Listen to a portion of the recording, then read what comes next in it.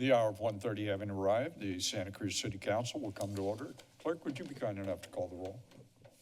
Thank you, Mayor. Council members Triguero, Present. Bruner, Present. Newsom, Present. Boulder, O'Hara, Here. Vice Mayor Kalantari Johnson, Present. Mayor Keeley. Present. A quorum having been established, let me see with regard to closed session if any member has a disqualification they need to announce. Councilmember Brunner. Closed session item number 1.2, as it is located in downtown related to my employment. Very good. Thank you. Anyone else? Thank you. This would be the opportunity for anyone to address us on our closed session agenda for a period of time not to exceed 2 minutes. Good afternoon. Welcome. Thank you very much. If we would allow, I do actually have 4 minutes or 3.5 minutes. Take such time as you need. Thank you. Hello, my name is Felicia Van Stolk. I'm the Executive Director of the Santa Cruz Museum of Natural History. I'm here to talk to you today about our ongoing lease negotiations. Just a little bit of background about the museum. We were opened in 1905 as the city's museum, and we have been in our current building since 1954. Our nonprofit was formed in 1977 to support the city's museum, but in 2009, when the city cut the museum from its budget, the nonprofit stepped forward to keep service open. Since then, our organization has grown and support across the community has expanded, leading us to be ready for our current project, which we call our Bright Future. This project will renovate and expand our historic building, address failing infrastructure, preserve one of the last remaining Carnegie libraries in the county, provide a Seabright community room, and ensure that the museum can continue to offer excellent service through exhibits, educational programs, and stewardship of historically and scientifically significant collections.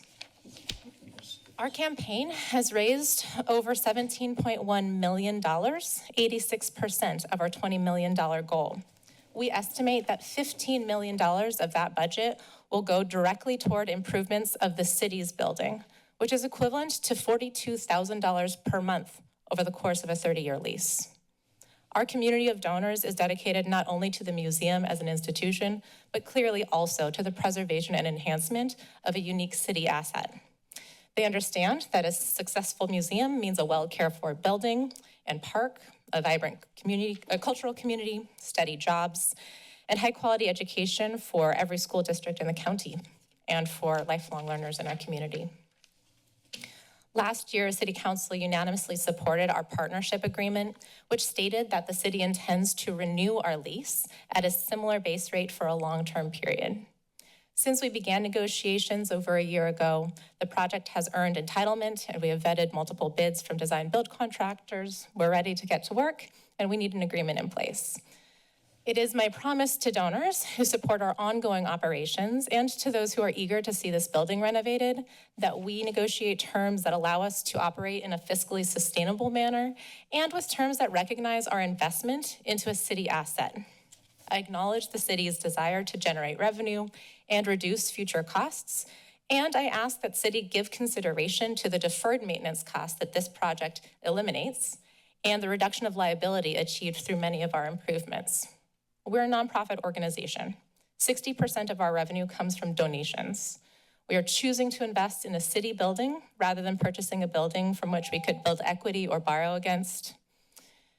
City staff has told us that this lease is considered separate from our project and that terms of the lease that do acknowledge our contribution would need to come at the direction of City Council. So I am asking that Council please provide that direction to work on terms that acknowledge our commitment. We want our partnership to continue with terms that are proportional to and reflective of our unique and substantial financial investment to the preservation and improvement of a cherished community asset. So thank you very much for your consideration. And I have summarized our requests in the packet that was distributed. Thank you so much for your presentation. Thank you for being here. Anyone else on closed session? Closed session. All right. Anyone online? Nobody online. All right. We will be taking up items in closed session. As the gentlelady indicated, real property negotiations on a number of items, conference of legal counsel on anticipated litigation, some existing litigation reports from our city attorney's office as well. Last call for anyone on this item. Seeing and hearing none, let me tell you how we are going to proceed. We will now adjourn into closed session. We will come back no sooner than 2:30. We could come back later than 2:30, but we will not come back into session before 2:30. With that as the understanding, we will adjourn into closed session.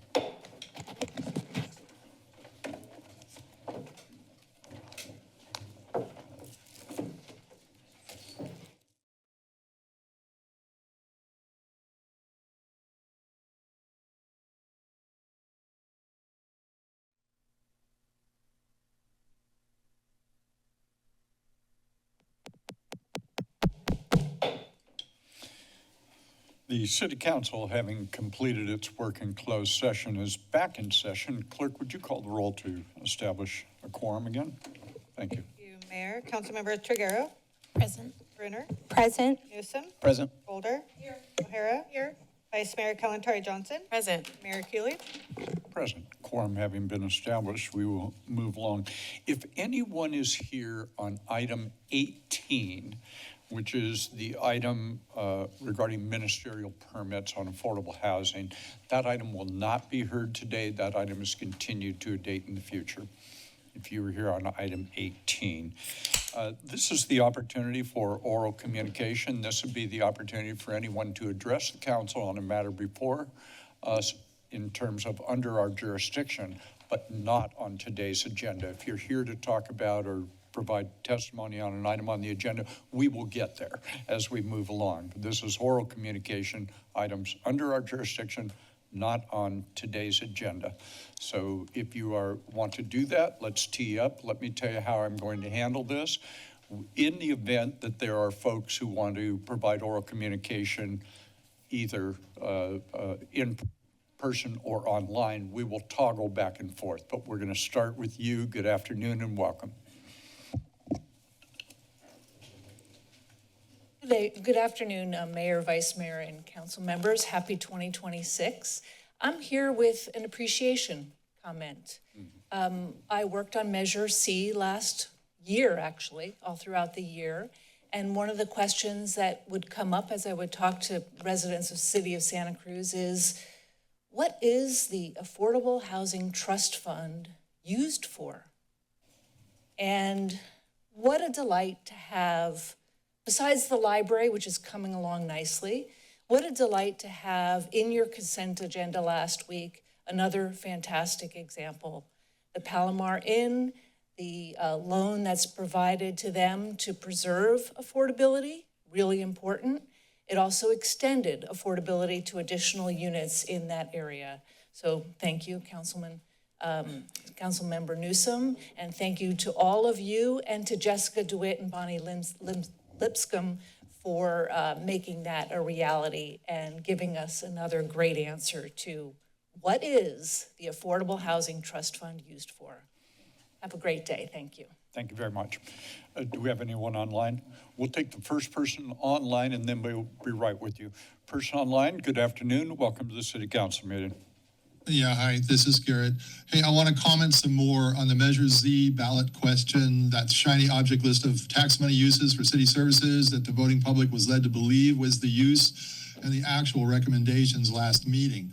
That hand-picked community oversight panel turns out has no real authority, will only report or make future recommendations, probably rubber stamping the initial council uses. Problematic is the leftist directive that an equity lens shall apply to all decisions. I could do an hour on that anti-American socialist concept, but taken to the limit, the short of it is, in a full equity society, we become Venezuela and all equally poor. The mention of spending monies on migrants, meaning illegal aliens, might have gotten a lot less votes as a ballot question shiny object. copying programs or anything done by the objectively ranked worst run city in America like San Francisco or Oakland, I'll politely say always needs reconsideration. The suggestion of BIPOC or Black, Indigenous, People of Color youth group could be funded is a segregated race-based privilege idea. There are two sides to discrimination. One is racial oppression. The other side is a racial equity lens-based assignment of privileges, appointments, or segregated funding based on race, excluding by race anyone, let's say white people, as yes, you occasionally do. It's not welcome. It is similar to Black-only graduations, Black-only dorms, funding the Alma Mater, and for what exactly, except race, or maybe that their ancestors got their rears kicked by the Spanish colonialists. It's racial segregation. It's racial exclusion.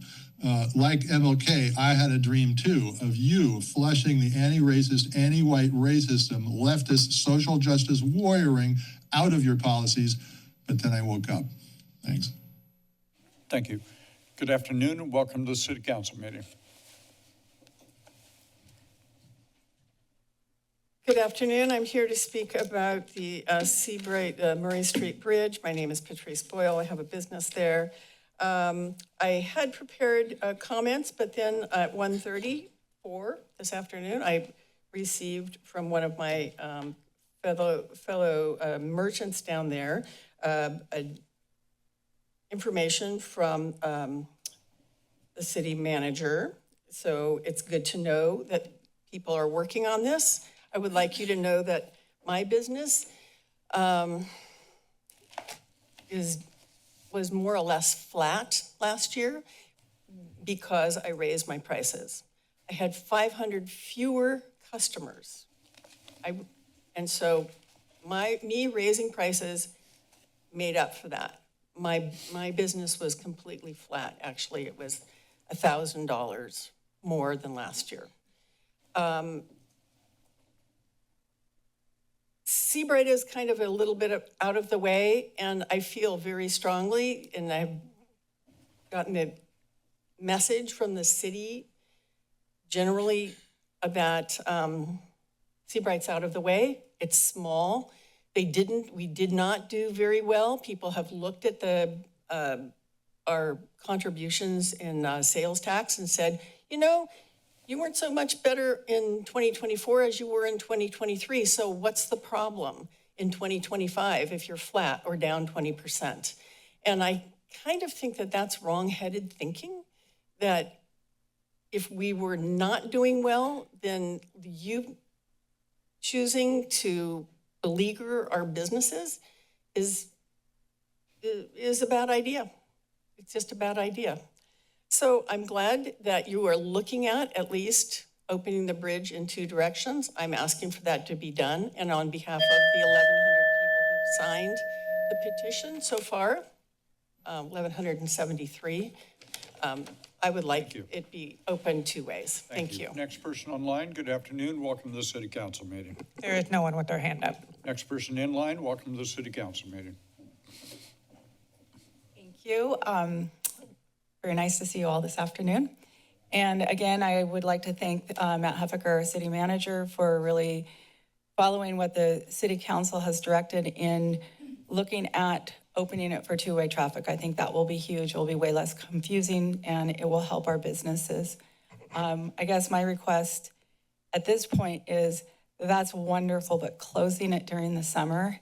And I had hoped, based on an interview with somebody from the city that happened a couple weeks ago, that was also being looked at. Nathan just confirmed to me that that is not the case. I'd really implore you to do everything possible to, if there's any way to open it during the summer, because that is how we make our money. So winter is always slow. Summer is key. And last summer was so down. I'm making it through, even though business is down 20%. But another summer is just like devastating to even think about. So anything that you can do as council members to push the city managers to really explore every option would be so, so helpful for us. And, and then the bridge actually opening two ways. I don't want that to go the way of the trail or the rail. Understand that. I mean, that's a lot of moving parts, but this one, you know, you're just dealing with one other entity. So those two things, just keep pushing for the two-way traffic, but really exhaust all avenues of that closure all summer. Thank you. Thank you. Next person in line, good afternoon. Welcome to the city council meeting. Good afternoon. I'm Tracy Bliss. I'm the Seabright historian. And in my book, Santa Cruz's Seabright, I feature several of the most historic buildings in all of Santa Cruz. And several of the business owners are located in those buildings. Those buildings are really the heartbeat of Seabright. And I want to just remind this council of the extraordinary commitment the city has always had to historic Seabright. 2019, first time I met Sonia, we cut the ribbon for the path across the San Lorenzo River. Your extension of that from 4 feet to 10 feet has transformed Seabright in terms of access. But the most important thing for we historians is you maintain the integrity totally of that historic bridge. Your staff over the last several years have worked tirelessly with the Museum of Natural History for a $20 million project to double the size, all on city land. And in the process of that, you have made this incredible commitment so that probably the most iconic building in the entire county, the Carnegie Library of 1916, will be totally preserved intact.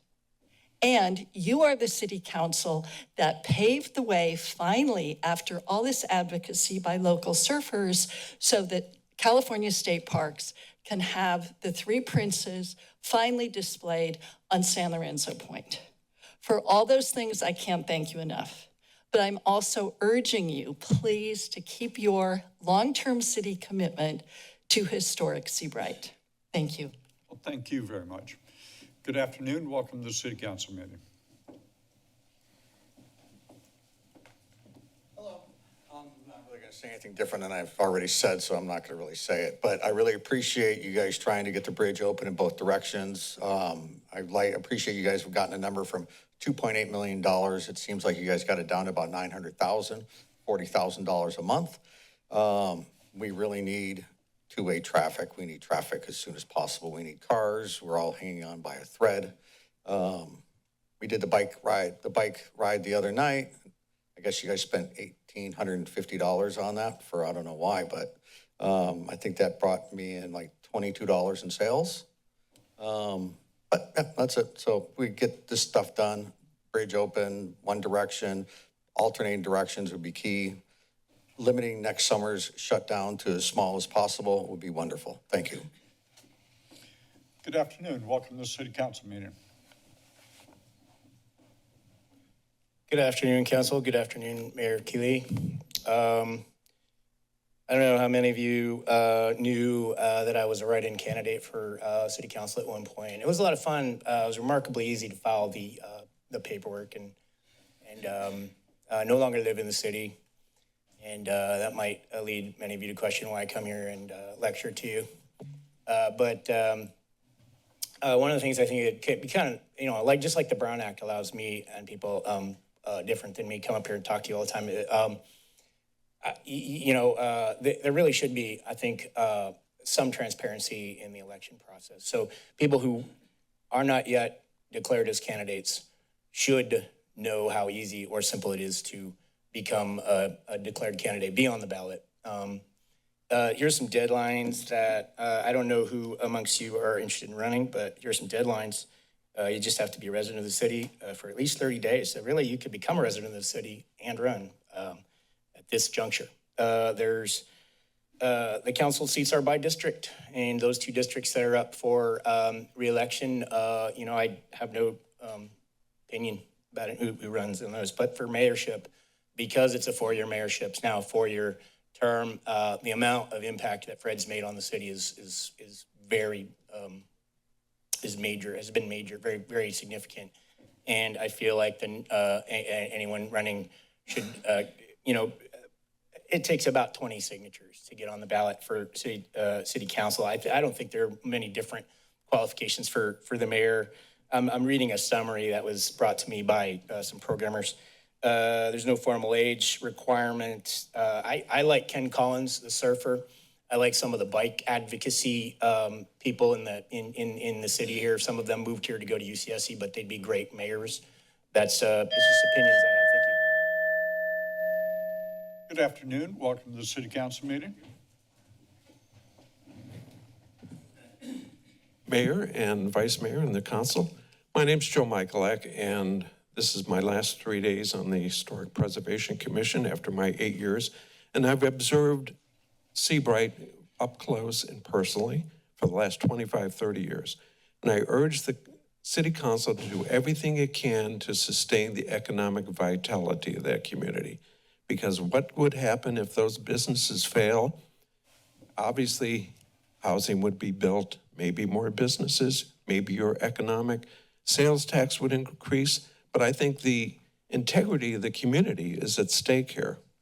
And I've seen that community change from very small, delightful little cottages to 3-story behemoths because everyone's trying to get on top of everyone else to get that ocean view. So I've seen the community change, and I want to say that this is a critical juncture for the City Council to support all the economic activities you can institute to keep Seabright vital. Thank you. Well, thank you, sir. Anyone else wish to provide comment on oral communication? Do you have anybody online? We'll take the person online. Good afternoon and welcome. Hi, I want to speak on behalf of the Seabright neighborhood. Thank you, City Manager, for providing an update and letting us know that you guys are going to be trying to push the two-way traffic. But in addition to that, we are seeing a lot of big issue with traffic because of a no turn on red sign being put at the end of Seabright where it meets SoCal. As long as I've lived in Seabright, which is my whole life, there has never been this sign. So I think it's really bad timing to put this sign there because it's bottlenecking the traffic through town. It's making traffic back up Seabright all the way past the roller rink, and then it's pushing on to Galt Street in Frederick, which is making even less traffic going through the area, which is obviously not a good thing for the businesses. And it's really starting to impact those businesses, which I could see, and I could see the kind of whole vibe of the neighborhood getting a little sad. And if these businesses don't succeed, it's going to be a really depressing situation. So I just want to urge you guys to kind of look at things like that, look a little outside the box, and continue to keep pushing for this and find a way to do two-way traffic so that people could get in and out of our neighborhood. Thank you. Well, thank you very much. Anyone else online, Ms. Bush? Okay. We are completed with oral communication. This is going to be on item 4. We are going to have a mayoral proclamation, and that will be presented by Councilmember Triguero. Councilmember? Thank you, Mayor. Before I present the proclamation, I just want to share a few words about why this issue matters. Around the world and right here in our own communities, children are often treated as commodities rather than human beings. Even well-intended efforts can cause harm when they're not grounded in child protection, dignity, and rights. This proclamation is about drawing a clear line that the welfare of children must always come first, and that we as a city will not support practices that put them at risk of exploitation, trafficking, or abuse, even unintentionally. This is about protecting childhood itself. I want to thank the people and partners who helped me bring this forward. First, I'd like to thank Barack Laub, the filmmaker behind Volunteers Needed, who is here with us today. Barack, thank you for using storytelling as a tool for justice. Your film helped so many see clearly what's often hidden, and me included, and it has sparked conversations, and I'm so thankful, and we're all so grateful for your courage and your clarity on this issue.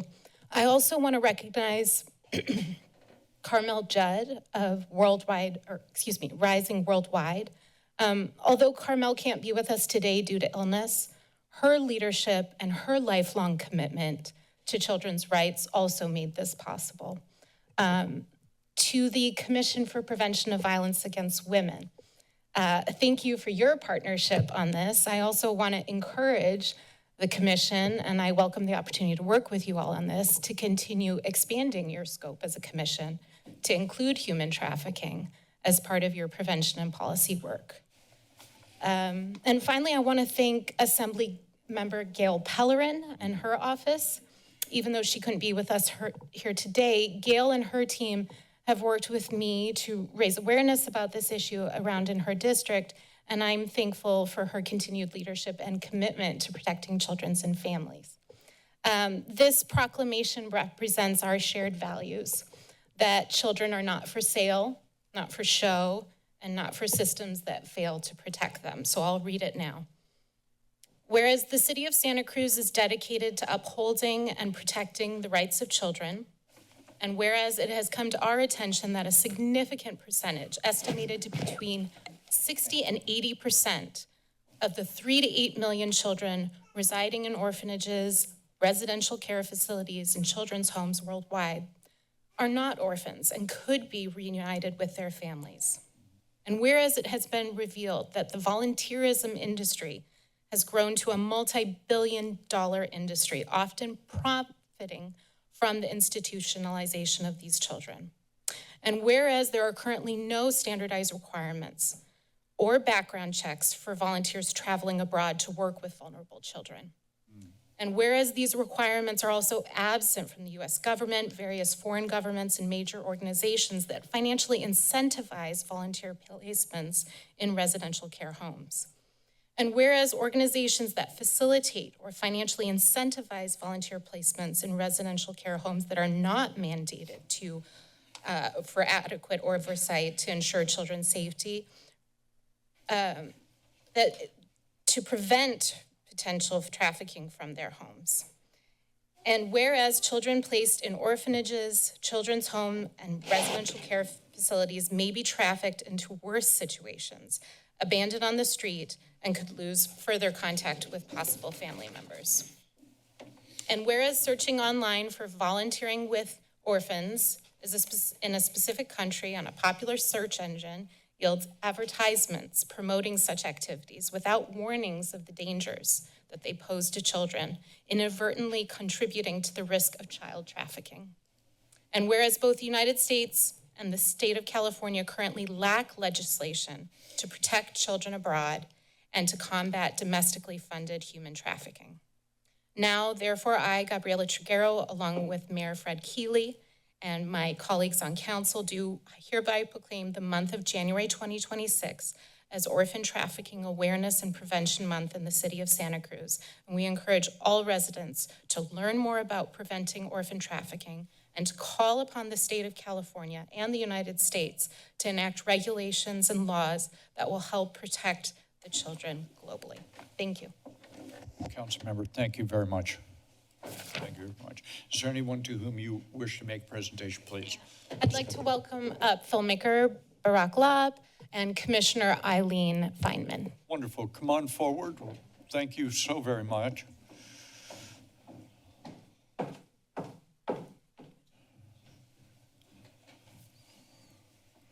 Please come forward.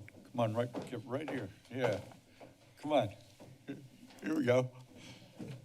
We'd love to hear remarks if you wish to make them. Hi, my name is Barack, and I want to thank all of you very much for making this proclamation. You've now joined a very, very small list of cities in the United States who've taken a stand about this issue. In 2019, the United Nations made a statement that orphan trafficking was a form of childhood slavery. We know, as a council member mentioned, about 5.4 million children are estimated to be in orphanages. Of those 5.4 million, over 80% or 4 million aren't actually orphans. They have at least one living parent. The reason they're there is the amount of financial incentives. From the United States alone, we only have done research on Christians by the Barna Group, but over $4.6 billion is spent every year. That's only 60% of the US population. The reason these children end up in orphanages and institutional care systems is because this is a multi-billion-dollar-a-year industry. It's known by the Department of State and the UN that this is a form of child slavery. By taking action today, by making this proclamation, we can call upon the state of California and the United States to begin adding regulations that can protect these children. As she mentioned, there are no protections to keep sex offenders or abusers from going to these organizations, and there's even been cases where people have gone to places where children have been trafficked, come back to the United States and tried to sue the organizations that had been trafficking these children, and US courts have found that they had no standing. I once again want to thank you for doing something about this today. You're really doing something tremendous to help the millions of children who've been trafficked away from their families and hope. Thank you for your thoughtful comments and your engagement in the issue. We good? Thank you very, very much. Congratulations. Thank you very much. We are on item 5, and we're going to continue this because Ms. Keady is unable to be with us today. We will reschedule this. We're on presiding officer announcement, and I'm going to stretch the concept for a moment here because over the weekend, there was a wonderful gathering at the mall, and that was put together by a gentleman who is here with us, Bobby Ray, regarding the ability of and teaching young folks how to deal with 3D printing, how to take that concept, how to think about it, how to work on that and so on. And he was very kind. He probably should have invited the vice mayor, but he invited me. It was publicized and so on. I got sick and I was unable to go. I felt terrible about it. It was a roaring success from what we hear. And I wanted to just take a moment here, thank you, and give you an opportunity for a couple of minutes to describe the program. So, Bobby, thank you so much for being here, sir. Good afternoon, Mayor Keeley and council members.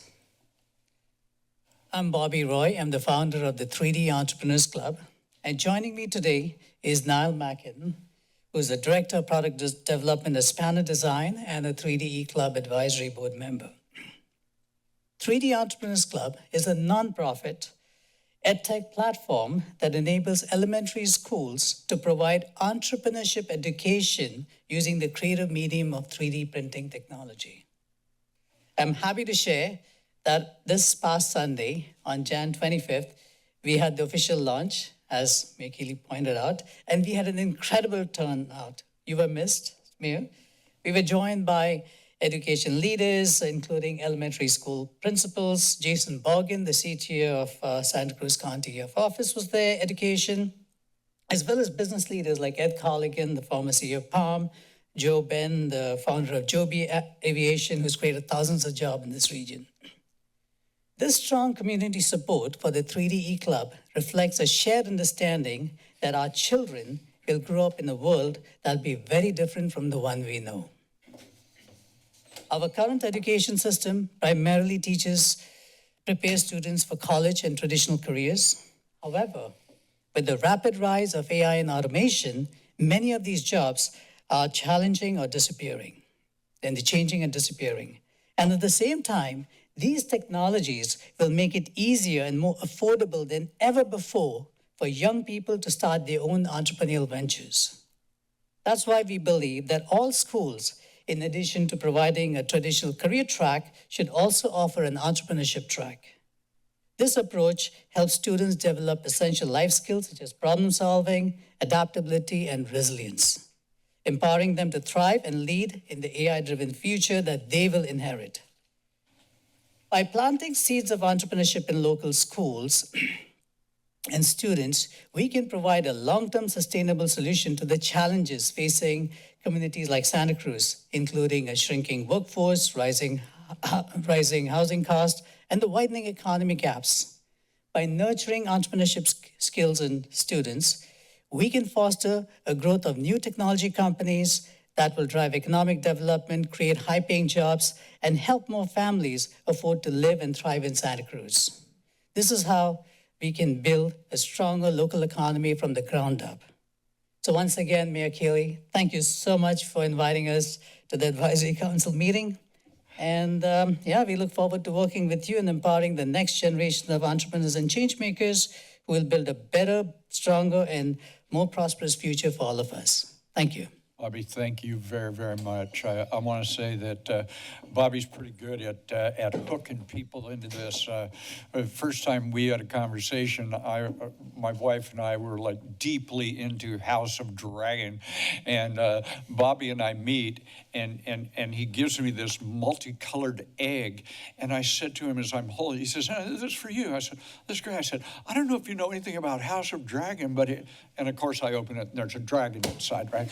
So you hooked me on that. It was very good. But thank you for all you're doing for the young people in our community. And if I can add one comment about Mayor Keeley, I'm from Palo Alto, I'm new, and I'm so glad that I'm starting this in Santa Cruz. Eventually, this is an online platform that'll be in every city and hopefully around the world. I met Mayor Keeley a couple of, when we were in the initial stages, and the support and just the guidance, that just gives the confidence to keep moving ahead. So thank you so much for that.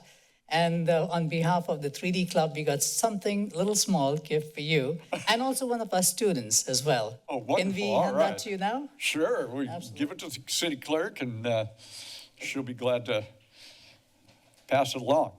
Hey, Bobby, thank you. Thank you. Great to see you, sir. Best wishes. All right. Yes, you may. Not sure we've ever been asked that before. All right, we are on statements of disqualifications. I'm disqualified on item 15. Anyone else disqualified on any items? We good to go? All right, additions or deletions? Madam Clerk, any additions or deletions? I have none, no. City Attorney, any additions or deletions? No. Very good. City Attorney report on our closed session. Yes. The council met in closed session to discuss 4 items of real property negotiation with its city negotiator. Those items were 1305 East Cliff Drive, 1124 Pacific Avenue, and I'll note that Councilmember Bruner recused herself for that item, 31 Municipal Wharf, and 49A Municipal Wharf. The council also discussed an item of anticipated litigation, and I will report that the city council unanimously approved of the city entering into litigation in a coalition with a group of local governments to be a plaintiff to a case against the federal government to preserve the city's federal funding.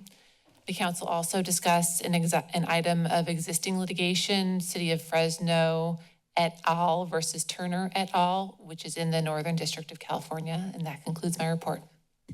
Thank you very much. We are on council meeting agenda. Ms. Bush, anything to draw to our attention? Nothing, no. Very good, thank you. We are on the consent agenda. For those of you that might be unfamiliar with it, we will be taking up items 7 through 16 inclusive on one motion. What I'll do is give the opportunity to council members and the vice mayor to pull an item, comment an item, ask a question, then I'll go out to you. Same opportunity. I am going to start on my left with Councilmember Golder. Councilmember Golder on the consent agenda. Councilmember O'Hara on the consent agenda. Thank you. A few comments on 7, 11, and 12. Please proceed. We don't often have an open session discussion to talk about our city manager and his performance, and I just wanted to express my appreciation after this first year on council, your integrity, your performance, your ethics, and the manner at which you run the city from the administrative position is exemplary. And I just wanted to share that appreciation. Hear, hear. For item 11, the annual comprehensive financial report and the popular annual financial report, while they may seem very complicated, lots of numbers, these reports, particularly the annual comprehensive financial report, serves as the basis for our bond rating and the potential of this city to continue to grow and sustain and be vital. And so I wanted to share my appreciation to the finance director and your entire team for putting that together and for providing the popular annual financial report for us to look at. And that provides a way for that really complicated information to be accessible to not only council, but to the community. So I appreciate it. And then lastly, I wanted to talk about item 12, which is the fiscal year 2025-26 California Department of Justice Office of the Attorney General Tobacco Program Grant Award. And I share my appreciation to the police department for this grant, the level of outcomes that we see for, a fairly insignificant over the big, sense of how much money is coming in and out of the city. Over 167,000 worth of illegal tobacco products seized, 170 infractions, 26 misdemeanors, increasing local retail licensing compliance from 50 to 87%. Two other bullets that really do suggest that working in collaboration with the state to make a dent on particularly tobacco use with our younger demographic is something that the city is committed to. And it is so critically important. I've just raised 3 teenagers in this town. It is an epidemic of significant challenge, especially around e-cigarettes and vaping. So I appreciate the continued work on this. And that's it. Thank you.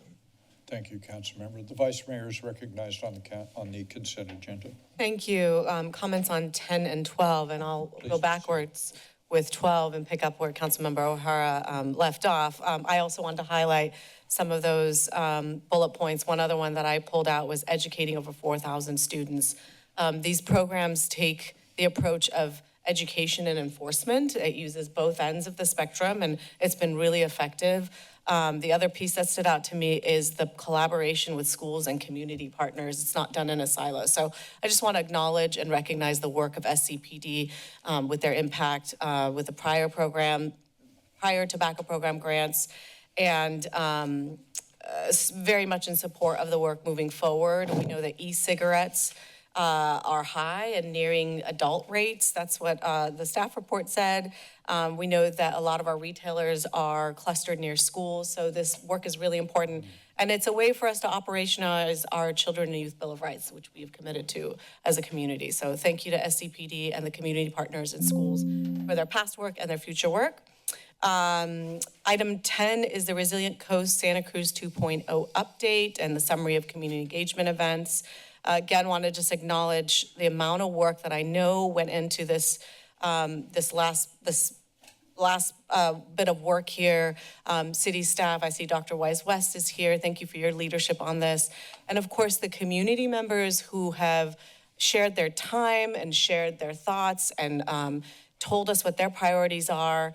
And this is critical work. This takes us from reacting to disasters, which we will continue to have to do, but takes us a little bit out of that into really being proactive and really planning and being more ready than we would have been for the disasters that await us. So thank you. Thank you. That's it. Councilmember Newsom on the consent agenda. Councilmember Bruner on the consent agenda. Thank you. I had a quick comment on 10 and 12. And I'll be brief since comments were already made that were very similar to mine.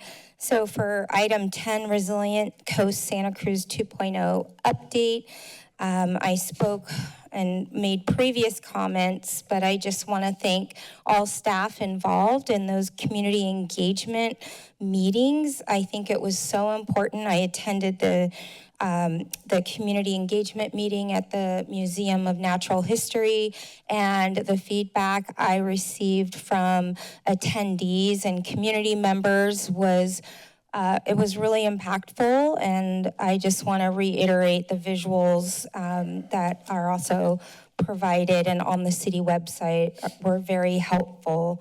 So thank you to staff and everybody that participated, and thank you for the update in today's packet. Agenda item 12, the fiscal year 2025-2026 California Department of Justice Tobacco Program Grant Award. There's so many ripple effects from this grant, and I just want to thank the community service officers that were assigned to the work and initiatives within this grant, and the education and efforts that were made through this grant money and the illegal products that were seized, the unlicensed retailers, but really the education and efforts, I think, are huge. And so thank you for the work that went into that. Thank you, Councilmember. Councilmember Chiguera on the consent agenda. Very good, thank you. Very quickly on the consent agenda on item 11. I'm going to use this as my annual opportunity not only to thank the finance department, but also to encourage anybody who is interested in city government. Don't be afraid of the financial stuff. It is a little bit mysterious. It's got its own rhythms. It's got its own vocabulary, which is consumable and easy to understand if you go through it once. It's really, really critical because, as my colleagues have said, this is the foundation upon which we build every action in this government. Don't be afraid of becoming a budget geek. All right, anyone else on the consent agenda? Sir, good afternoon. You're aware, my name is Bradley Snyder. I'm going to talk a little bit about, I think it's 13, the roundabout improvements. So I've recommended in the past that they make, because I actually worked in that region at a hotel in 2010. And when they built it, it was fresh, really new. The owner of the hotel had a bunch of his friends, and they were all kind of looking very confused. And I explained to them that, yes, it's confusing. But basically, I'd seen when you guys were in preparation to make the roundabout, I'd seen people blow through the intersection like there was no berm that they put in the center, and they landed on it in their little light duty truck. If it was one of these newer light duty trucks with the big lifted, there's the crazy trucks that come from like this particular place in Nagoya that are really very quite deadly in those circumstances because they're much taller. And they're off-roading on road, and that's kind of a danger.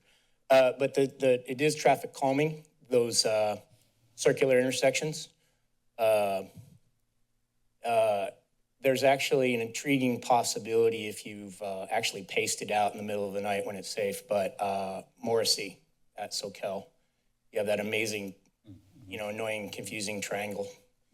And turning it into a circular flow pattern like down at the two places you've put them at the I guess Pacific where it turns and Pacific where it meets the wharf, and amazingly it didn't drive Las Palmas out of business. Just kidding. So anyway, as far as a few other things I wanted to talk about, I don't know how I can kind of tie it into some of these issues, but I was asking ChatGPT recently, which politicians in our history have been known for espousing moderation, or at least complaining about how extremism drives the partisan divide wider, and pretty much squashes or squelches dialogue. I love that, squelch, that's a good word. They use that in CB when you would talk over somebody, step on them, like Fred will in about 37 seconds. So Martin Luther King, convocation's going on at 5:30. Okay, there's a mariachi band, so it's gonna be pretty rocking. I recommend if you're hearing this online, you go there. I'll be there. Martin Luther King, Robert Kennedy, Robert Kennedy, supposedly some of the more modern presidents. There's you go back to Eisenhower, and then there was Barry Goldwater who ran against what's his name. Anyway, thanks for listening to me, talk about nothing. Thank you, sir. Anyone online? We'll take person online. Good afternoon. On the consent agenda, I got confused there. On the consent agenda, please proceed. Yes, thanks. This is Garrett again. Hey, as to item 10, the local and globalist sea rise fear-mongering issue, kind of like the climate change, is far too extreme to be considered anything but a vast globalist conspiracy to deceive the public. It's about power, control, globalism. It's about money, where unproven, inconsistent, unverified computer models by biased parties predict 3, 6, even 10 feet of sea rise and they're used as unproven justification for all sorts of government overreach, resulting in mass violations of individual rights, economic upheaval, excess regulations, vast expense, and general totalitarian overlording. If the models were any good, they wouldn't be all over the place like that. While there are to be, I hope, objective new measurement systems coming, the only real data of any merit comes from the tide gauge data from the long-standing NOAA stations in Monterey and San Francisco, which over the last 50 years indicate a well below Earth average of sea level rise. The Monterey station has a long-term trend of 1.72 millimeters a year, or 0.7 inches in 10 years, or 7 inches in 100 years. San Francisco gauge is only slightly more, 1.98 millimeters per year. Examination of many of the Southern Cal gauges are about half of that, and then some to the north, like in Eureka, about 25% more. But you go further north in Alaska, they're negative. They're a lot negative, actually, showing a sea fall. The rest of the world, where sea rise from satellite data in recent decades has shown a slightly higher increase, or a considerably higher increase, to a rate of 3.7 to 4 millimeters a year, or 1.5 inches per decade. Still, that isn't fear-monger scary like what we're led to believe in. And we live in a place where it's half of that. Rather than sea level rise, which has been going on since the Ice Age and will continue to matter until another Ice Age, we should consider more so the real threats that have data too, due to annually measured vulnerabilities of El Niños, storm surge strengths, moon and seasonal tides, uplift, subsidence in our various local areas instead. The point is, historical verified data doesn't really see the start to here of this local sea rise apocalypse, existential threat that you kind of keep pushing on us. Not at all. Just a lot of expensive fear mongering. And I think you need to be more honest with just the hard objective facts. You know, check out the tide gauge data for the last 10 years or 50 years that NOAA does provide, and not regurgitate the wild biased computer simulation of so-called scientists looking for a fat paycheck. And also erosion similarly needs to look at it objectively. Thanks. Well, thank you. Anyone else online? Okay, matters back before the body. Pleasure of the body. I'll move the consent agenda. There's a motion and a second by Councilmember Golder. Debate or discussion? Seeing and hearing none, the clerk will call the roll, and I will be recused on item 15. Councilmember Triguero. Aye. Brunner. Aye. Newsom. Aye. Boulder. Aye. O'Hara. Aye. Vice Mayor Kalantari Johnson. Aye. Mayor Keeley. Aye. Motion passes and so ordered. We are, next up is consent public hearings. For those of you who might be unfamiliar, we are going to take up item 17, and then item 18 has been continued. So we will be taking up on this item 17. This is a second reading and final adoption of an ordinance amending our charter relating to restricting the irrigation of non-functional turf. We do not have a presentation. There's a second reading. Staff is available in the event that there are questions. Are there questions or comments? Anyone with us in the public, question or comment? The public hearing is opened. Anyone online? Last call on this item. The public hearing is closed. The matter is back before the body. Pleasure of the body. Councilmember Triguero moves. Councilmember Brunner seconds approval of this item as recommended. Debate or discussion? Seeing and hearing none, the clerk will call the roll. Councilmembers Triguero. Aye. Brunner. Aye. Newsom. Aye. Boulder. O'Hara. Aye. Vice Mayor Kalantari Johnson. Aye. Mayor Keeley. Aye. Motion passes and so ordered. We are now on item 19. This is the 2025 Health and All Policies Progress Update and Proposed Citywide Implementation Work Plan. We have one of our very favorite staff folks, Dr. Tiffany Wise West. You and your team do such a fine job for us, and we hear about it all over the state. Thank you for your good work. The floor is yours. Thank you, Mayor. You hear about it because you're right outside our offices, too. Good afternoon, Mayor and Council members. Tiffany Wise-West, the Sustainability and Resiliency Officer, and I'm here today to share with you our annual update on health and all policies, initiatives, and progress on the work plan, as well as this year, the proposed 2026 to 2029 work plan. This work has resulted from a year-long process, actually, to develop this next work plan, shepherded by the Health and All Policies City Council Committee. By way of background, just want to remind you that we do have a policy and an ordinance adopted that has established the Health and All Policies Initiative and some of the annual efforts that we undertake, including this reporting. We began to develop 3-year work plans in 2021, and in 2021, the anti-racial discrimination resolution was adopted, which very much complements the Health and All Policies work. And in fact, in your agenda report, you do see that we report out on that as well.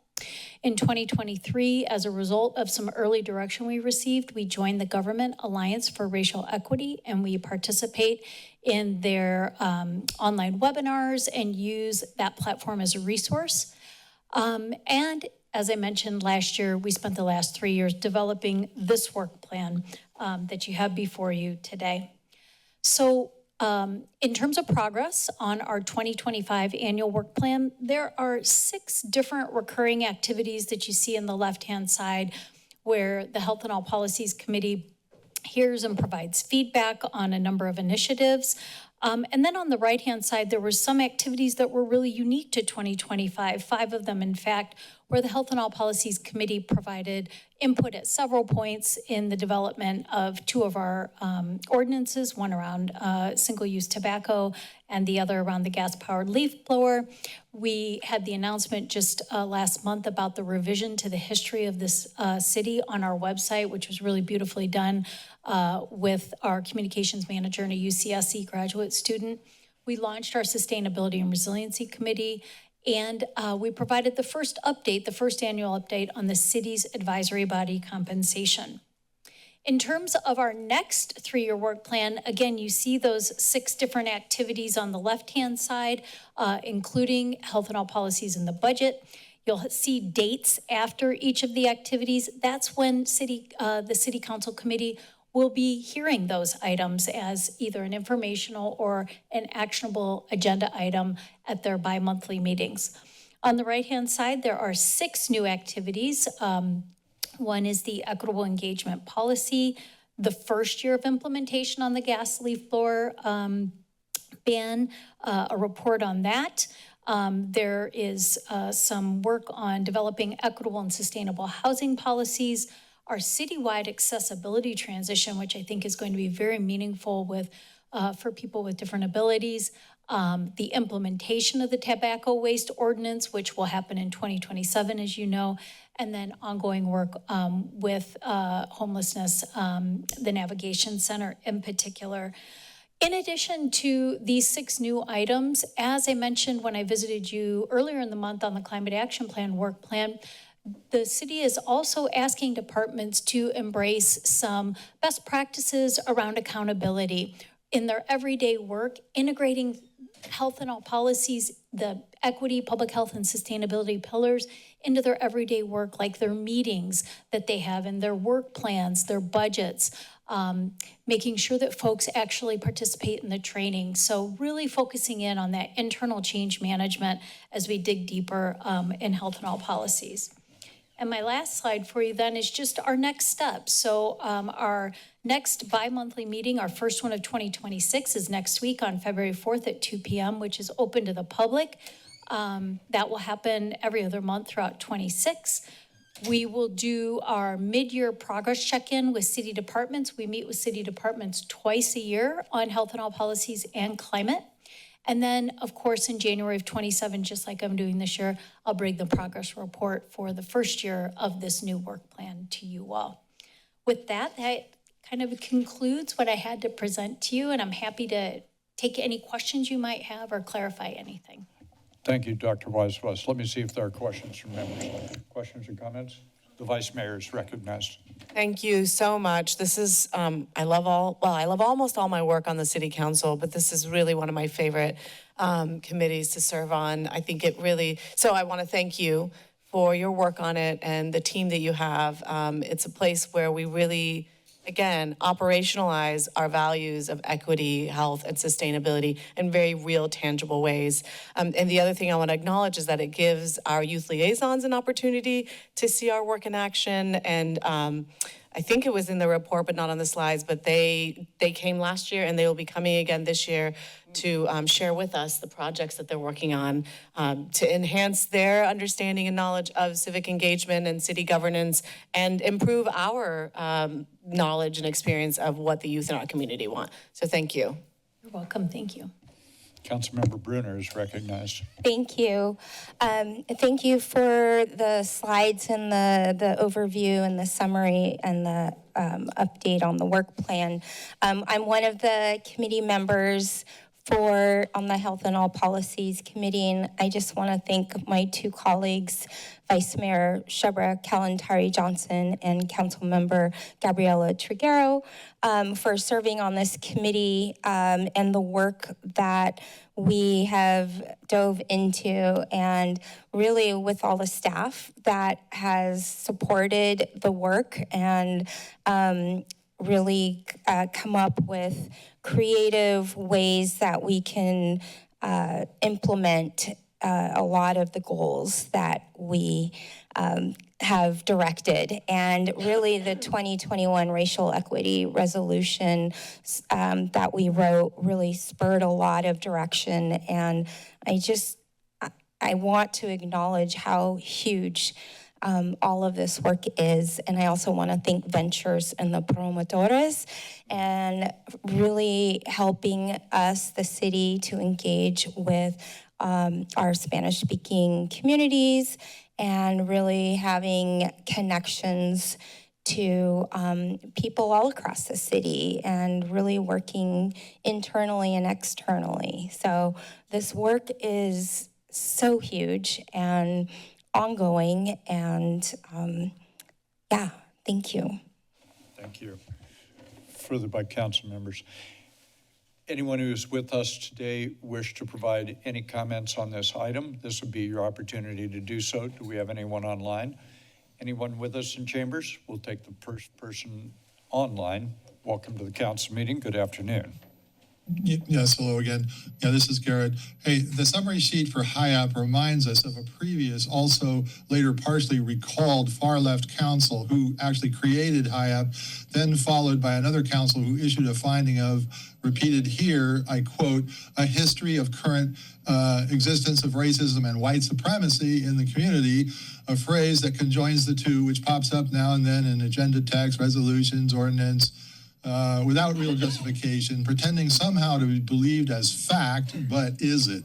In my experience, the major form of current racism here is the woke, leftist, anti-racist, anti-white racism embedded in the globalist policy poison infecting the Muni Code known as Health and All Policies. It is, for example, responsible for the anti-white discrimination encoded in the marijuana dispensary licensing qualifications or the race-slanted commission appointment Muni Code directives or hiring the Alamutsan just because why?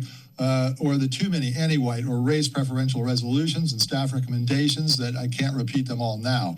I paraphrase, but the video exists where one recalled HIAP supporting council member once said, there's too many white people employed by the city. What are we going to do about that? Such blatant anti-white racism is not the only form it takes. Any assignment of privilege, allocations of capital, programs, nominations, commission or committee assignments, program subsidies, favorable or class exclusionary legislation based in whole or in part on race is for sure, oh yeah, it is, racism or some class discrimination. Being a member of some protected class is not a just qualifier to receive privileges while also being class exclusionary, meaning discriminatory. These kinds of racist actions are barely concealed by the defective leftist social justice notion of equity instead of a more just equal opportunity for all. In practice, equity is not a lot different from Marxism, which in the limit, like socialism or communism, means we all become equally poor except for the totalitarians. We control little, but almost potentially unlimited success we can control comes from individual discipline, education, strong family, goal setting, skill acquisition, some luck, and generally a dogged effort to do something every day that makes our lives what we want them to be. Very little real success comes from the government cesspool of dependence and the selective favoritism of a defective theory like health and all policies. I can't think of a reason I owe any class of people anything, and since I gave it the office in taxes, I'd rather not fund a race class hustle like health and all policies or its daddy, democratic socialism. Thanks. Anyone else online? Last call on this item with regard to anyone in our chambers. Matters back before the body. Pleasure of the body. Councilmember Bruner. I move agenda item 19, the 2025 Health and All Policies Progress Update and Proposed Work Plan. Councilmember Trigueros seconds that motion. Is there debate or discussion on the motion? Seeing and hearing none, the clerk will call the roll. Councilmember Triguero. Aye. Bruner. Aye. Newsom. Aye. Boulder. Aye. O'Hara. Aye. Vice Mayor Kalantari Johnson. Aye. Mayor Keeley. Aye. Motion passes and so ordered. We are on items 20 through 29. These are going to be appointments to advisory bodies to the City Council. What we do on this typically is that the city clerk will step us through these appointments. This has a complexity to it in that there are appointments made or at least nominations made by individual council members in their district where that applies. There are also at-large appointments, and so the city clerk keeps track of all that, and you will step us through it. Ms. Bush, the floor is yours. Thank you. I'm going to kind of just give some historical information just so that members of the public are, understand why some of the terms are different. Really quick, in 2023, the council adopted an ordinance that changes the manner in which the 7-member commissioners are appointed. That includes the arts, downtown, historic preservation, parks and recreation, planning, transportation and public works, and water. And we had to do it in a staggered approach for a couple of reasons. One, we needed to align it with the nominating council members' terms. We needed to maintain a quorum, make sure that each commission had a quorum, and also we didn't want to disrupt the terms of the sitting commissioners. We didn't want to cut them unnecessarily short.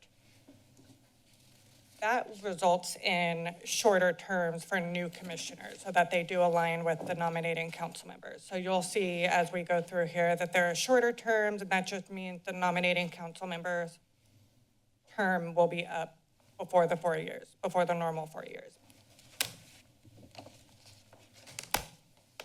So just for today, the direct appointments, I will call on the nominating council member, the one who has the appointment today.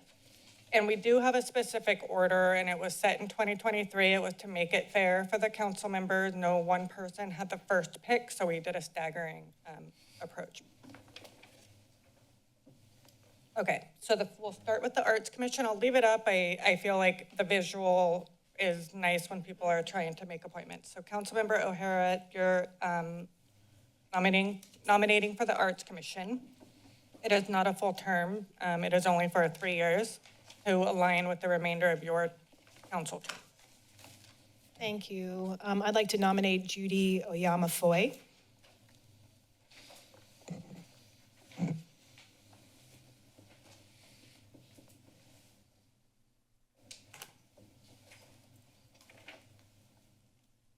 And then if anybody has any objections, or we could just do it by consensus and approve the nomination, and then the person is appointed.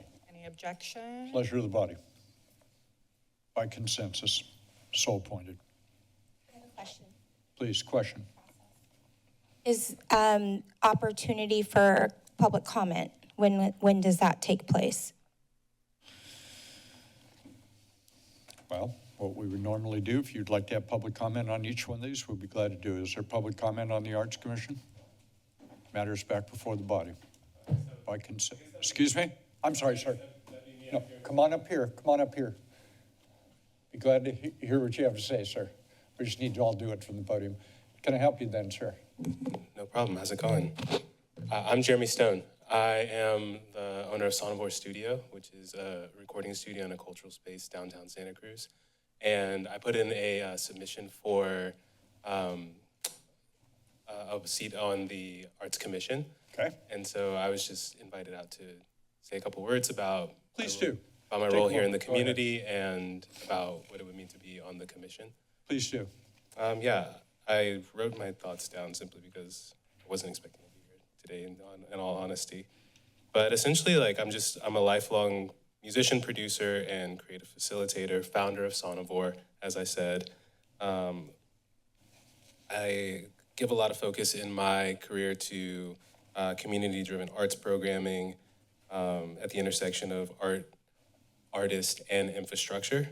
And I'm mostly focused on how people actually access resources, space, and visibility in the city.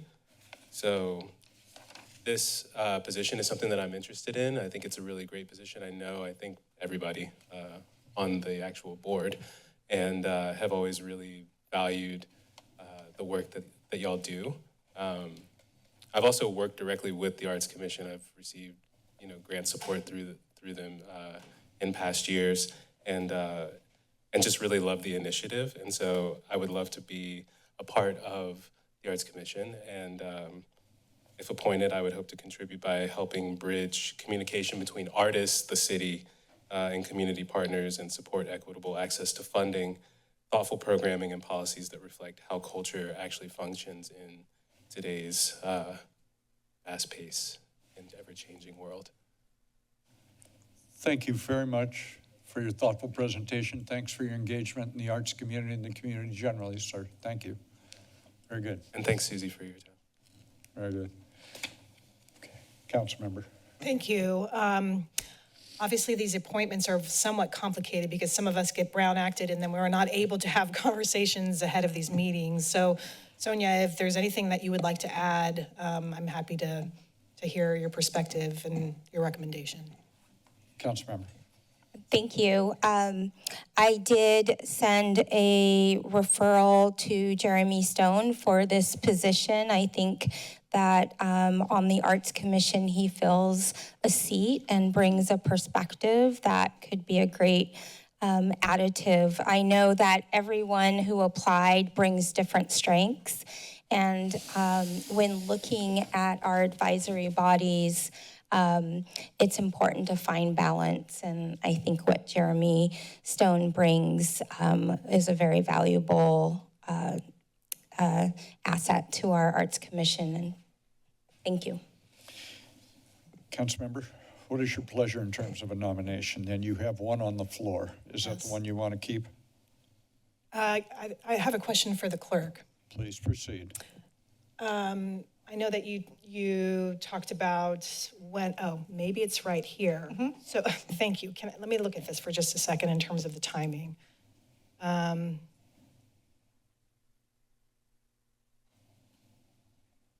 Okay, so there's another appointment, another 2 appointments next year for the Arts Commission. By other council Yes, members? Yes, Yeah. okay. I mean, and if we have an application on file, if any resignation, then they would be eligible for appointment at that time as well. Okay. I really appreciate you coming out, and I appreciate the reference. I think I will switch and nominate Jeremy. Thank you. By consensus, is there any objection? Ms. Bush? Adopted by consensus. Just for a point of order question, are you opposed to stopping where we're at and doing public comment for all of them at this time versus before each one? Just because we do have multiple applicants for one applicant for multiple advisory bodies, so they would potentially have to speak for each opening? Let's go for each one of these. Let's do them one at a time. Okay. Thank you. You're on the Children's Fund. Madam Clerk.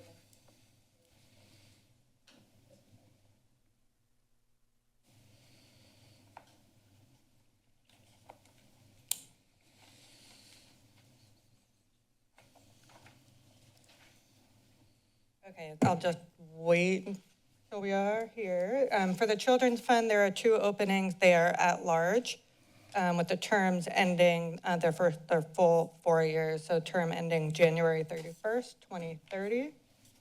So we will start with Councilmember Triguero you have up to 2 nominations of applicants we have on file.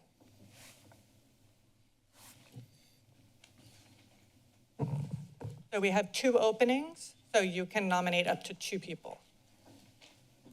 I apologize. I was Brown acted with 2 members on this, so I should confer with them.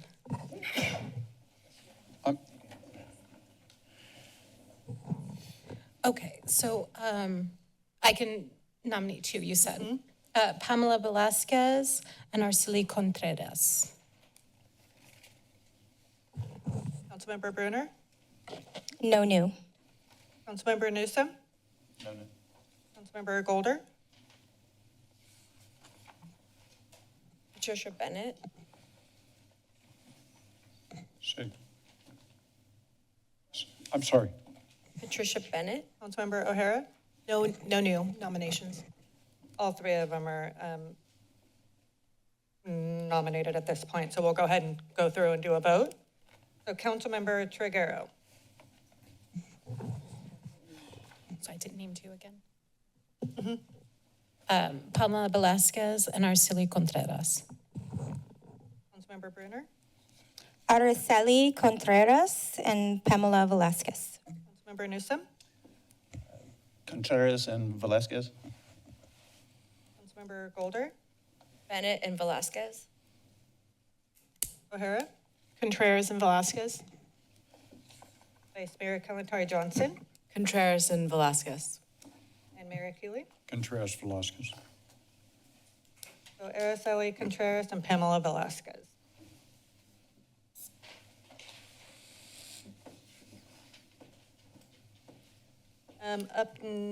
Do we want to do public comment on? Oh, we already did that, sorry. The County Latino Affairs Commission. This is a county board. We have 1 applicant, 1 opening. If by consensus everybody approved, then Araceli Contreras can, because it is a county board, she can serve on both the Children's Fund Committee and the County Latino Affairs Commission. So if by consensus Araceli can be appointed. Okay. So Araceli Contreras is appointed with her term ending April 1st, 2029. Excuse me, City Clerk. Were you going to go to public comment on that item? There may not be any, but just checking. Okay, I'm going to switch this up.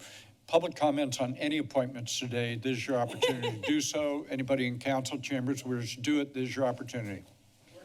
Hey, Fred. Sonia, Susie, others.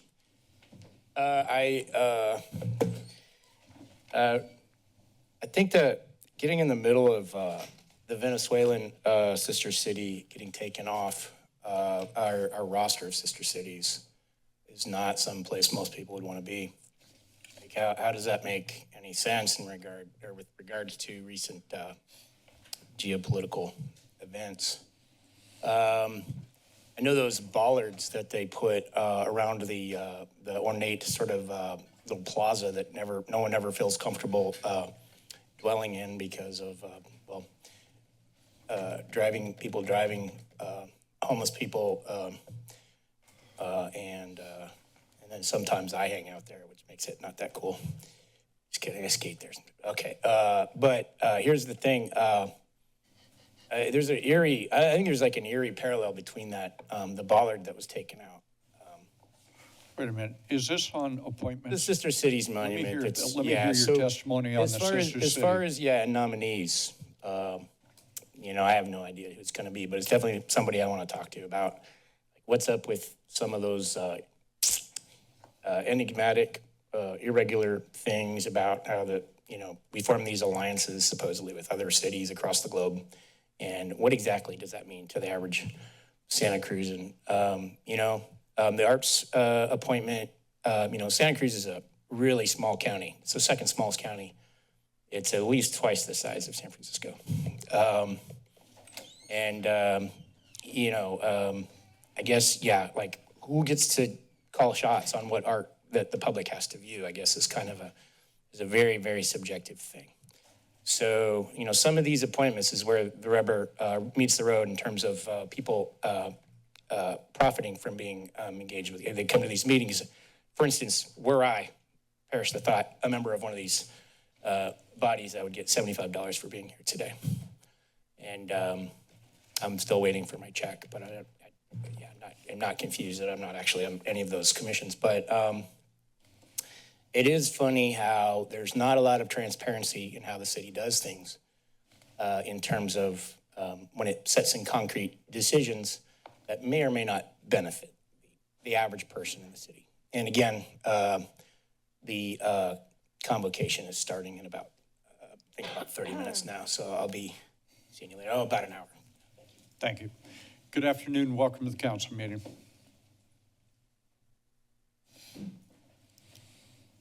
Hello, I'm Jenna-Lee Dalen, and I am the current downtown commissioner. I'm the chair for the Downtown Commission, and I am here just to speak and would like to ask for the reappointment for what now will be the next 1 year. And of course, I will be back again next year for the remainder of the next 3. I have absolutely loved being part of the Downtown Commission and the impact I believe I have been able to make in my 4-year term that I have had.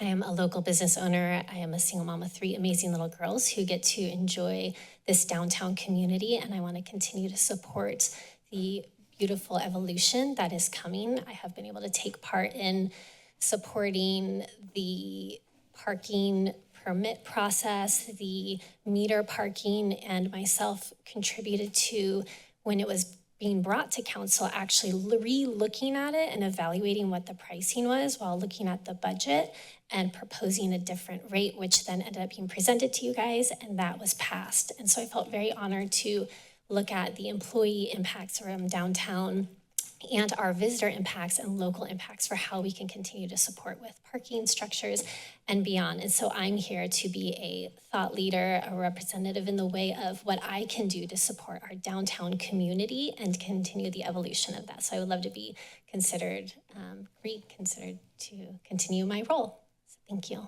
Well, thank you very much. Good afternoon. Welcome. Hello, and thank you for your time today. My name is Cynthia Denny, and I'm the recently appointed chair for the Public Lands Committee for the local Sierra Club, Santa Cruz Group. And you'll be looking at nominations for the Parks and Recreation Committee today, which there are about 10 or 12 applicants. We'd like to recommend someone like Robert Ozizi, who is very thoughtful in his comments, and he's had experience with the city. We have a very good Parks Recreation Department here, always needs more money. I also want to mention that because of the current administration we have at the federal level, our public lands are under dire circumstances and are being threatened across the country to an unprecedented level, so that the people you appoint here who might rise up through the ranks and go on and do bigger and better things is one consideration. The other thing I would like to add is that someone has actual experience in Parks and Recreation or affiliated entities or enterprises, as opposed to well-meaning and good citizens who want to contribute but really may not have specific experience. So thank you very much. Thank you very much.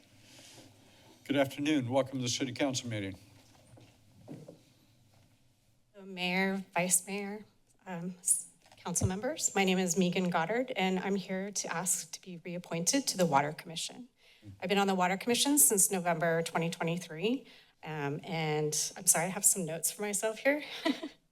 I'm a Santa Cruz native. I live in Seabright for the last 18 years. I also grew up in Aptos. I've always been really interested in water quality in the county. I currently do not work in the water industry like many of the other commissioners. I bring a little bit of a different perspective. I'm actually in the tech industry, and I work for Google Maps. And so I understand mapping, watershed quality monitoring and modeling and things like that.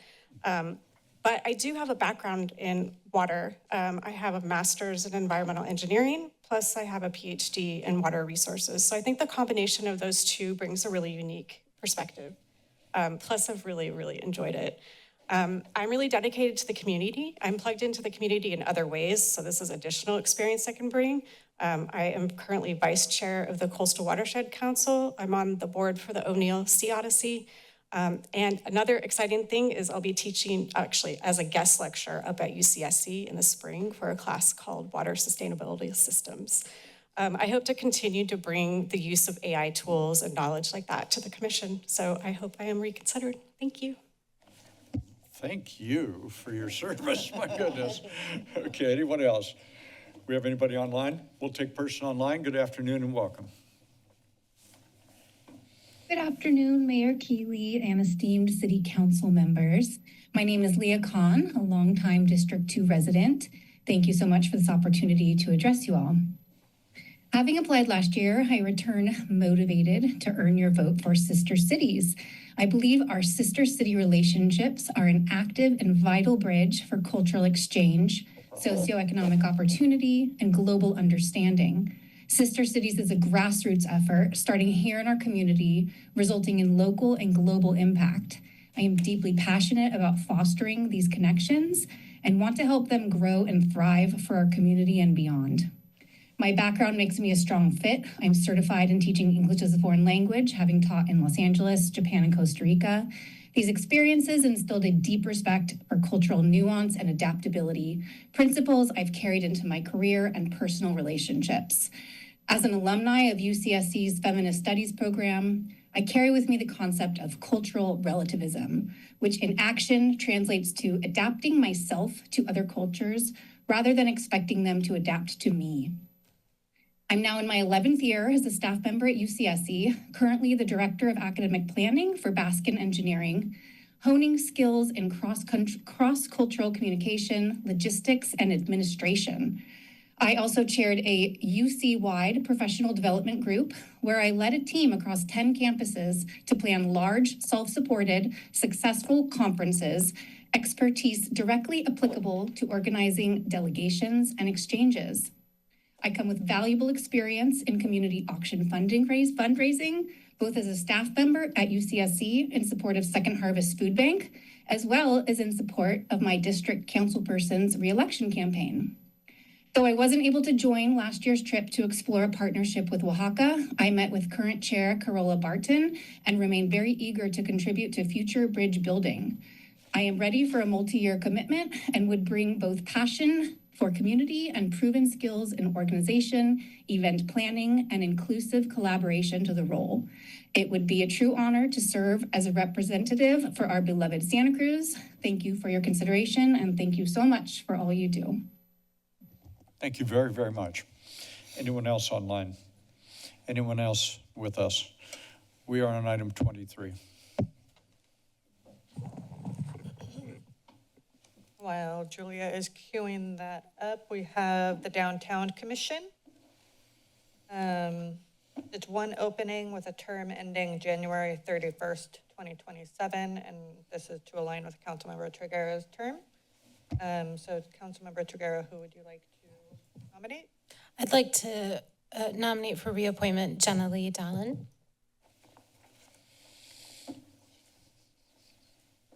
Any Nomination? by consensus? Okay, Jenna Lee Dallin. Consensus approved.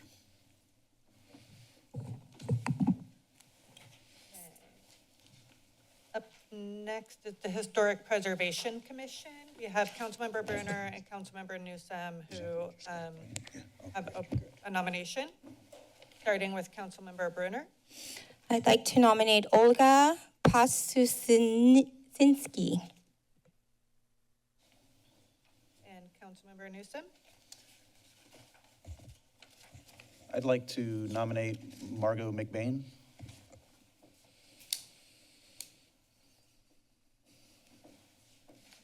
Any objection? By consensus.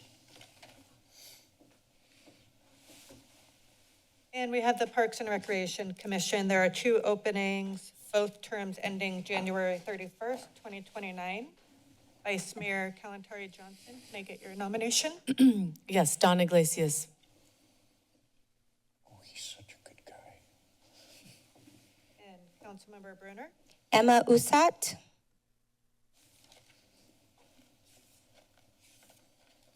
Any objections? Without objection by consensus. Up next is the Planning Commission. We have a number of openings. Councilmember O'Hara's appointment is with a term ending January 31st, 2029, as well as Vice Mayor Kalantari Johnson's appointment. The next terms will be a full 4 years. Councilmember Newsom, his previous appointee resigned, so he also now has an appointment with a shorter term ending, it's a 1-year term ending in January 2027. So we will start with Councilmember O'Hara. I'd like to nominate Monica Hammer. Vice Mayor Kalantari Johnson. To nominate Pete Kennedy. And Councilmember Newsom. I'd like to nominate John McKelvey.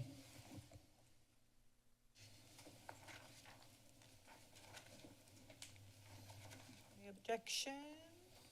I have a question. Yep. So Mr. McKelvey, how's his attendance?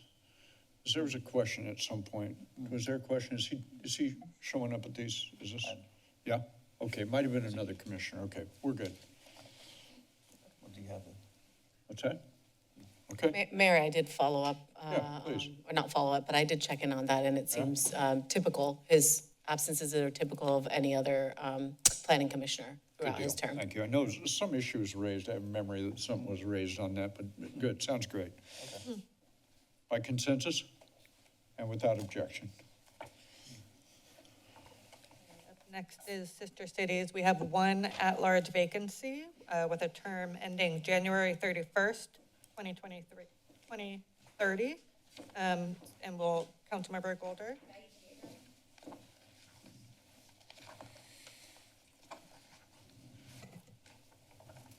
Councilmember O'Hara. I might need some help on this. Who provided public comment? No, we took on everything. Thank you. I'd like to nominate Leah Khan. Who? Leah Khan. Vice Mayor Kalantari Johnson. No new nominations. Mayor Keeley. No. Councilmember Newsom. No. Councilmember Brunner. No new. Okay, so we have 1 opening and 2 nominations, so we will go through and now do a vote on the 2 we have. We have Margaret Diego and Leah Khan. Councilmember Triguero. Leah Khan. Councilmember Brunner. Leah Khan. Newsom. Leah Khan. Golder. O'Hara. Khan. Vice Mayor Kalantari Johnson. Leah Khan. And Mayor Keeley. Gone. And Leah Khan with a term ending January 31st, 2030. The Transportation and Public Works Commission, there is 1 opening with a term ending January 31st, 2029, and it is Councilmember Brunner's appointment. Can I get your nominee? Dustin Mulvaney.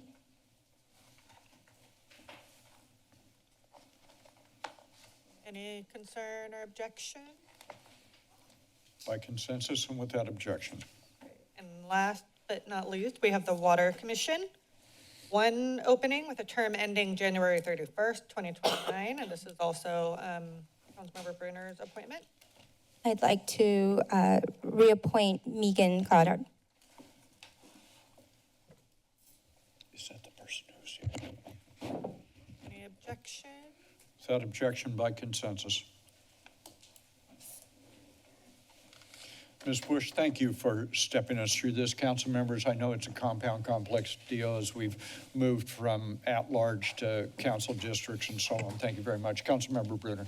I wonder if you could just give a brief explanation to those now appointed as to what to expect next? They will be receiving an email. Julia will send an email probably this week that'll give next steps and schedule a swearing in so that they can hit the ground running, because I know there are some commissions that meet very soon after tonight. Thank you. Vice Mayor is recognized. Thank you, Mayor. I just want to take a moment and thank all the applicants and those who are already serving. You have full plates and you give back to our community, and this is so hard. There's so many amazing applicants that want to serve our city and work with us, and the work that you do is really impactful in terms of the decisions that come before us. So thank you to those who've served, thank you to those who are going to continue to serve, and thank you to the applicants. And even if you weren't selected this time, keep your applications alive, and hopefully next year. Thank you. Councilmember O'Hara. Thank you. I appreciate both of my colleagues' comments, and then also for the clerk, I think there used to be a cover memo that had all of the names for each of the appointments, something that we can refer to during the discussion, and even have the names of everybody who has applied for one particular, like on that slide. It might be helpful because it was hard for me to kind of go through and figure out all the names as we were going live. But I also wanted to thank you, Bonnie. Can I answer that really quick? Sure. Because there was an email that Julia sent out that I believe included that information. Yeah, I just meant in the packet. It might be helpful. I see. Yeah, thank you. And yes, thank you so much to everybody who applied, who commits to really supporting and volunteering for the city. As somebody who spent some time on the Water Commission, it is getting into the weeds about how the city is run, how decisions are made, turning kind of aspirations and thoughts about how you want to interact with the city into actualized work is a big deal. So I just wanted to share my appreciation as well. Thank you. Further? Thank you, Ms. Bush. Thank you, Ms. Woods. Excellent work. I think one thing we proved today is showing up matters. Nicely done. Is there further business to come before the body? Further business to come before the body? No, Mayor. Seeing, hearing none, a motion to adjourn be in order. Councilmember Triguero moves with great reluctance. Councilmember Golder with equal reluctance seconds the motion. Not debatable. Those in favor signify by saying aye. Aye. Opposed? Motion carries and so on. You ended it before I could. Oh, did you? I was gonna know.